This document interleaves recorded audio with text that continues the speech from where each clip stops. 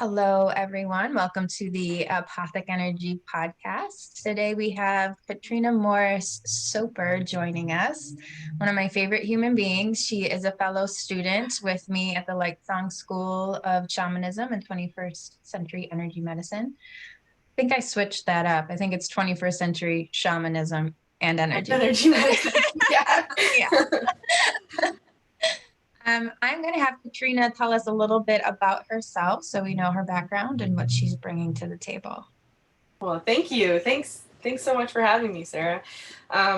So I am a Lightsong student. I've been accepted into the bachelor program at Lightsong. And I'm also independently a student of Karen Hefner with her medicine wheel classes.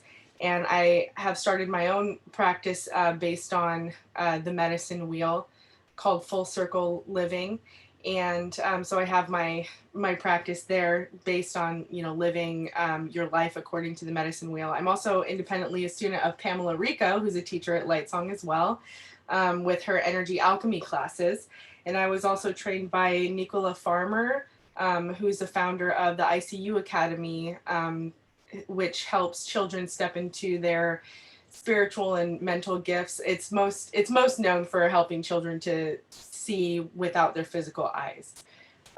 So that's my training. Say more about that. Say more about what it means to see without your physical eyes.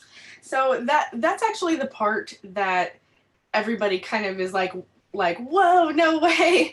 But like that's the big guns of the training for the kids. A lot of them, I go through energy healings with them, and also just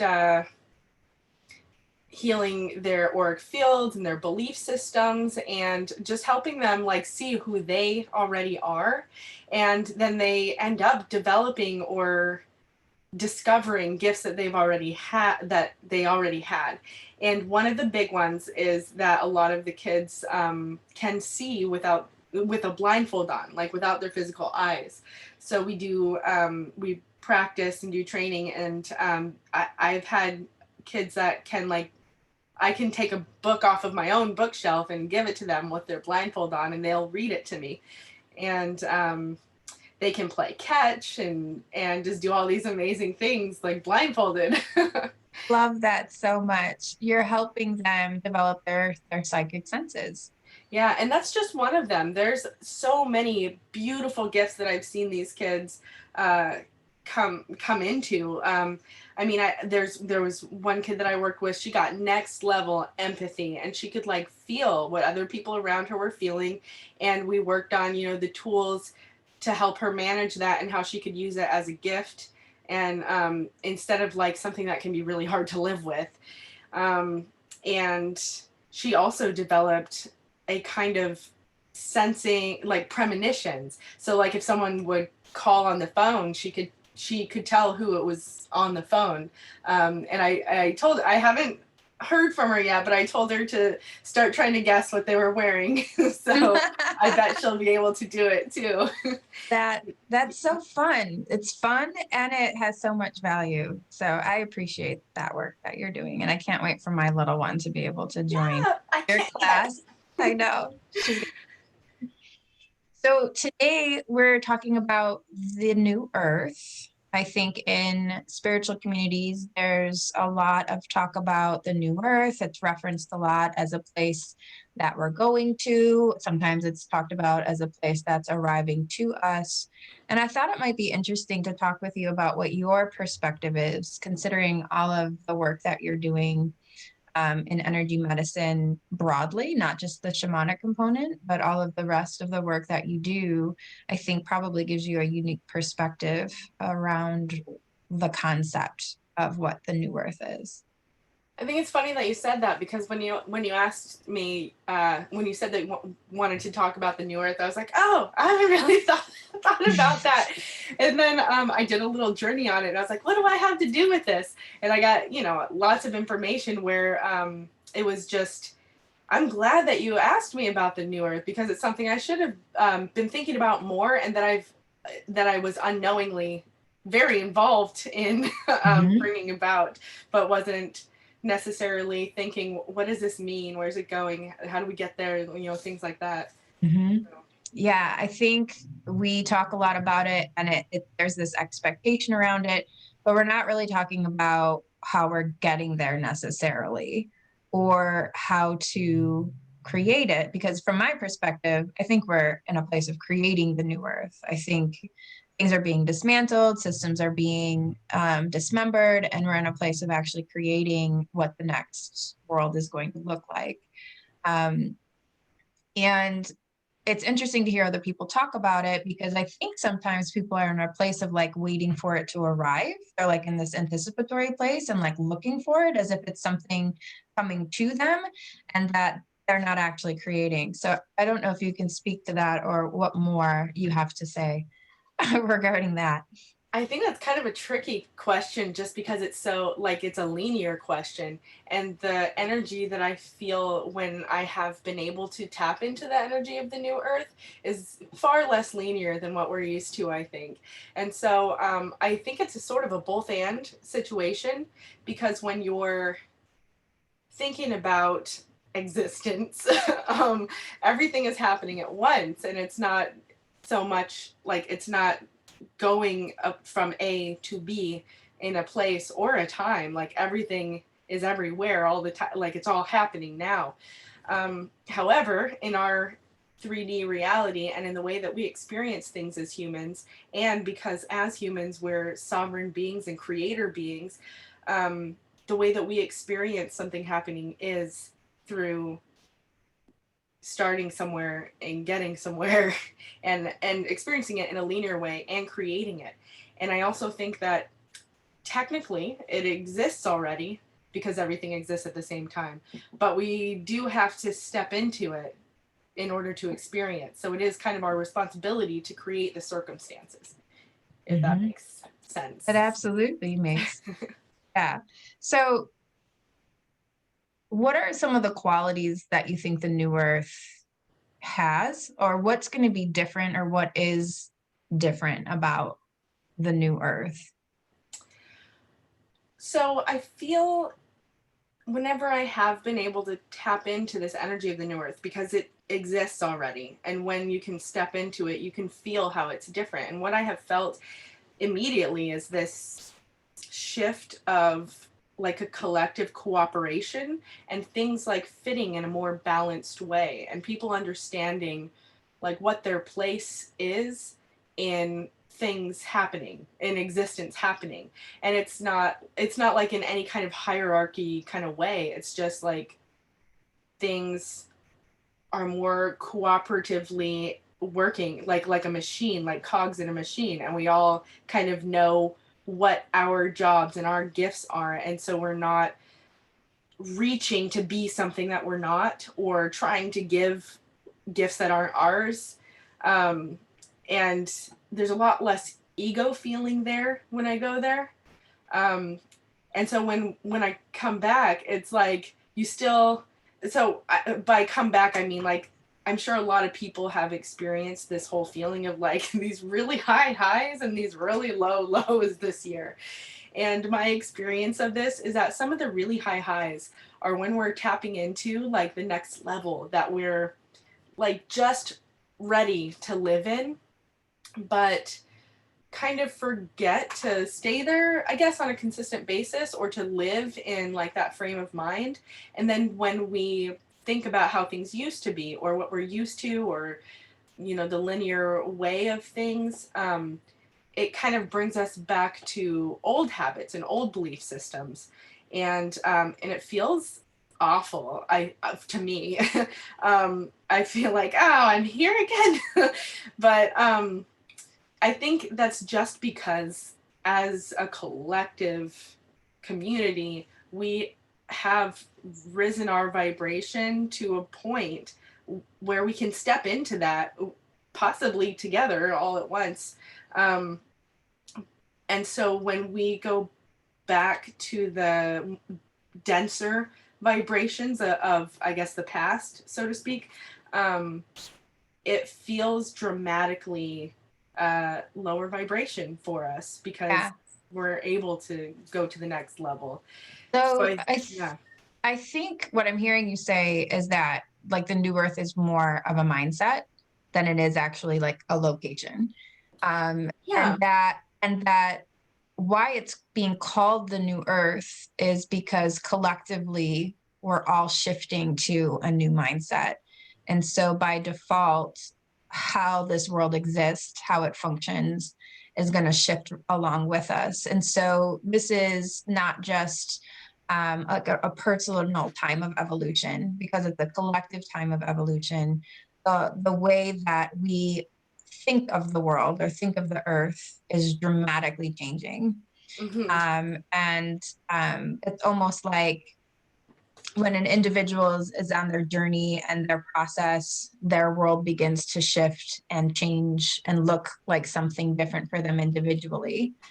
And now what's happening is that collectively, the whole world is shifting and changing to be a match for this collective tension or this collective moving Right. upward in consciousness.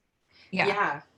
And so it's a much bigger shift. And sometimes it's a little, I don't want to say involuntary, but it's easier to just like shift into it because there's like a collective energy of it happening. But Mm-hmm. I think it's funny that you mentioned the personal evolution. I'm sorry, I think someone's knocking at my door. um, I think I'm just going to let them. Okay. But so it's funny that you mentioned that it's a collective evolution more so than a personal one, because I actually think that the personal evolution is how we're going to get there. You know, Mm-hmm. like when people ask, how do we get to the new earth? How does it become a thing? I think it's really like the inner work that we're all doing personally equals the collective shift. Yeah, I like that. I was just having a discussion with someone the other day about why it's important that everything be dismantled right now, and why everybody is kind of, while it's being demanded of us to be in isolation, I think there's a choice also in how people are isolating, meaning they're taking their energy out of these collective thoughts, they're taking these energies out of the larger paradigms or thought forms that are kind of governing our planet right now. And we're, in a real sense, we're being forced to do that because those systems are literally going away or crumbling or in the process of crumbling. And what that is asking us to do is arrive at a place where we are thinking and trying to determine and discern what our individual path has to look like. So we're unplugging from these systems, figuring out our own stuff separate from the systems, and then I think there'll be a coming together, a joining back together, and sharing what we think our personal sovereignty looks like, what we think our personal joy looks like, and then we'll naturally start to gravitate towards the people who are a match for that, and then the new systems will start to be created. That's So very beautiful. much the individual level, yeah. And I like that we're kind of being forced to do that right now, because I don't know that any of us would have necessarily created this dramatic of a pause for ourselves. Um, Absolutely. and so while it feels like something terrible is happening, in a lot of ways, this is a gift, because it's giving us the opportunity to really self-assess. Yeah. Yeah. Even the fact that this gift can feel terrible is a hint that we would probably not do it on our own. We probably wouldn't just make the choice to go inward and do the inner work. Um, and so I absolutely think it's a gift, because sometimes our belief systems are so like steeped in, you know, what was given to us, that this whole inner work thing is just not a priority. And but in order to create this new earth together, it has to be. So it's probably hard to talk about what the attributes or the qualities of the new earth are going to be, because we're all still in this transition place, and we're all kind of figuring out right now. We're unplugging from the old paradigms, and we're literally in the creation process right now. And like we said, it's starting at the individual level, and then it's going to move into the collective. Um, and I'm seeing energy medicine, I think, play a really big role in this, in that it's helping to restore people back to themselves. It's helping people heal wounds so that they're no longer operating from the past, but they're operating from the present. Right. They're operating and creating from a healed sense of self rather than the wounded sense of self. And so we're projecting forward from this moment in time rather than the past. And I'm wondering what your opinion is around what the relationship is between the new earth and energy medicine. Oh, I think that energy medicine is going to be so much more available and just make sense to people. I feel like the new earth feels like a more holistic existence. And so medicine is absolutely a part of any medicine. And so you have your physical body, your mental body, your spiritual body, your emotional body. And the balance that I feel especially when I do journeys or Wim Hof breath work, or any kind of situational thing, like a cold shower, anything that takes you out of your ego mind, if you do it with the intention of kind of connecting in to the new earth, you can feel what it feels like to be in the new earth. And when I do that, it feels so balanced. It feels like the medicine that people accept is not just like physical, tangible medicine that's in their hands. You know, it feels like an embracing of your emotions, like you let yourself feel your emotions and receive the information that your emotions are giving you.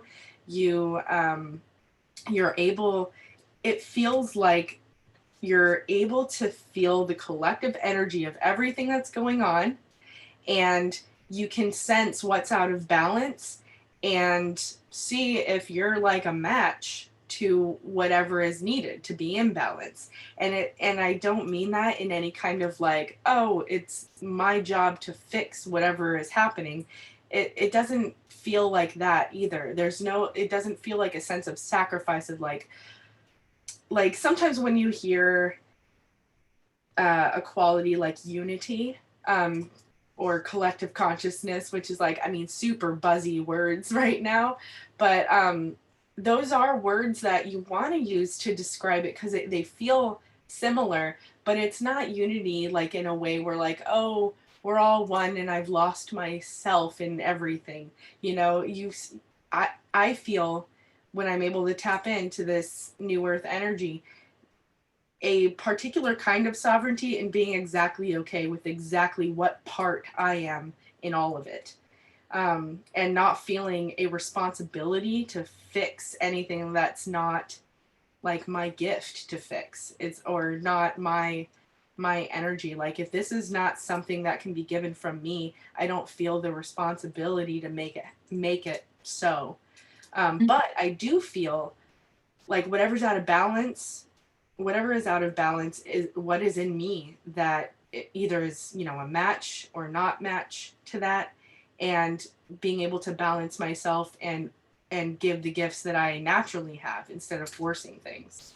Yeah, so it sounds like your opinion around how energy medicine is related to the new earth is really being aware of your own energy, being Okay. aware of the places inside of you that are manifesting outside of you. You know, we say that the outer world is a reflection of what is inside of us. And so energy medicine demands that we look at ourselves and look at our wounds and look at our attributes and our good qualities as well. It's not just about fixing things. Sometimes it's about amplifying or enhancing things.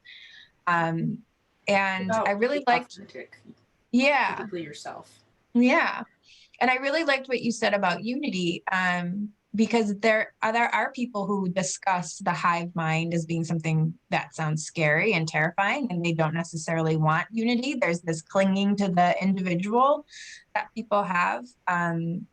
They're in resistance to the idea of unity, and I can understand that to a certain extent. But how I think of unity is more like harmony, where there's like different chords that are being played in a song, but they're being played all at the same time, like different strings on a guitar. You play however many of them to make a sound, and they're all happening at once. They're their own individual thing, but they're part of a larger whole.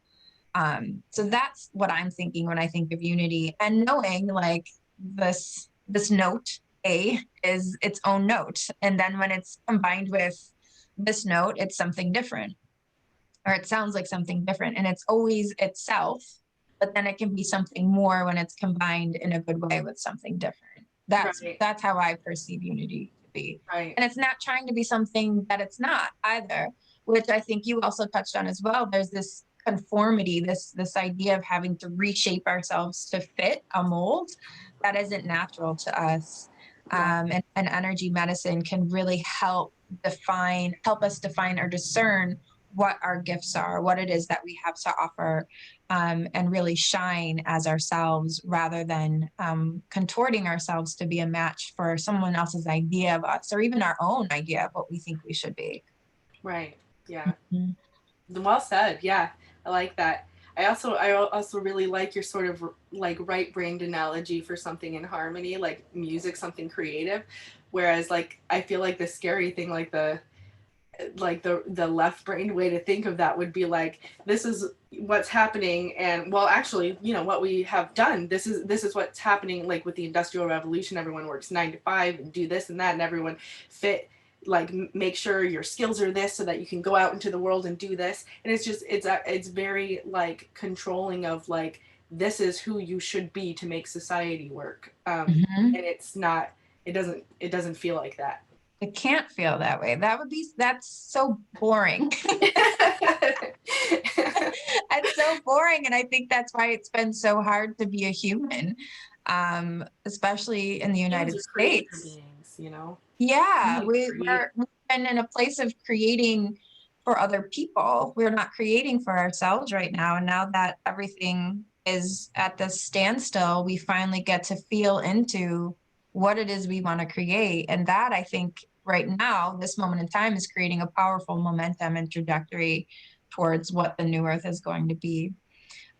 Real quick before we close out, I'm wondering this last thing. Energy medicine is so steeped in the history of our planet. Shamanism is something that goes back to the beginning of all of our records of being human. And so I'm wondering what your sense is of, and I know this is a linear question, but are we returning back to something, or are we creating something entirely new? Because a lot of what we're doing a lot of what shamanic practitioners do is techniques and modalities that used to be done, that used to be valued. And we're using those things to move us through this point in time and to get us. A lot of people are saying we're getting back to ourselves, we're remembering who we are, and yet there's this new thing that's happening alongside of us. I'm just wondering what your thoughts are around that. I think that we're creating something new with tools that are being rediscovered. Okay. So that reminds me of, well, you asked a question to me before about like how do you think we would make energy medicine mainstream? Mm-hmm. And I feel like that is okay. The simple answer is by intertwining it with what we already value right now, which is very scientific, linear, like quantifying it, doing studies about it, which there have been, but not, they're just not broadcast, they're not well known. But if we were able to marry, the spirit and science, and like have them both represented equally, I feel like it would be much more accepted by people who are just very used to living in that, in a world that values very left-brained things. But I think it eventually will become balanced. It's not going to just be, oh, look, it's scientifically proven, so that means it's true. I think eventually people are going to be like, yeah, it's scientifically proven, but like that, it wouldn't matter if it wasn't scientifically proven. I can feel that it's true. I have an example of this for one of my favorite people, Wim Hof, the Iceman. As you know, my regalia spirit brought some information through to me a couple of years ago, last year. And he's known for being in the cold, he has several records for like holding his breath and having like amazing just feats of physical and mental stamina. And so a lot of people say, something that really gets me is that sometimes I hear people say, oh, I like Wim Hof because everything that he teaches is based in science. And maybe it's scientifically proven now, but when he first began, it was not based in science. It was stuff that like you couldn't prove yet. He couldn't prove it. And he has often said, the cold is my only teacher. The cold is my only master. How shamanic is that, right?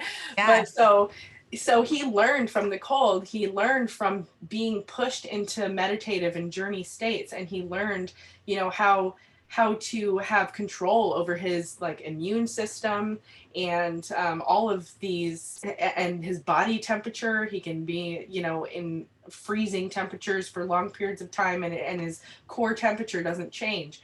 And it's like this whole kind of like mind over matter kind of thing. Mm-hmm. But since he has kind of proven his methods, scientists are now interested in him and they study him and they study his methods, and there's research and science that backs it up now. But that wasn't always the case. Mm-hmm. And if he didn't have that faith to begin with, if he didn't have the ability to listen to something even though it wasn't already scientifically proven, then it could never be scientifically proven. Right. So it sounds like, yes, we're using tools that were considered the old way of things to remember something or rediscover something we already knew. And it's kind of catapulting us into things that we didn't know we didn't know. Yes, yeah. And maybe even things that we know, but we don't know them. Right. We don't know them yet. Yeah. And I think that's the exciting thing about being a human, is that there's so much we don't know, and we're continuing to discover things. And it feels so rich and beautiful that all of the traditions and the rituals and the ceremony and the ways of going into altered states to access inner knowledge and wisdom are returning to us right when we're on the cusp of creating something new. I love that is what this moment in time is bringing to the surface as being necessary for us to move forward. Yeah, I believe it's all those creator being tools that we have inside of us. Mm-hmm. Our belief systems are so important because that's what is going to create what's next. Imagination and your own belief systems are more important than what already is proven to exist, because your imagination and your belief systems, they dictate what will exist. And that's the new earth. I love that so much. That's a beautiful way to bring this to a close. And I would love to continue talking more about belief systems another time. But for now, we will say goodbye. Thank you so much, Katrina, for being with us today. Thank you. It was lovely chatting.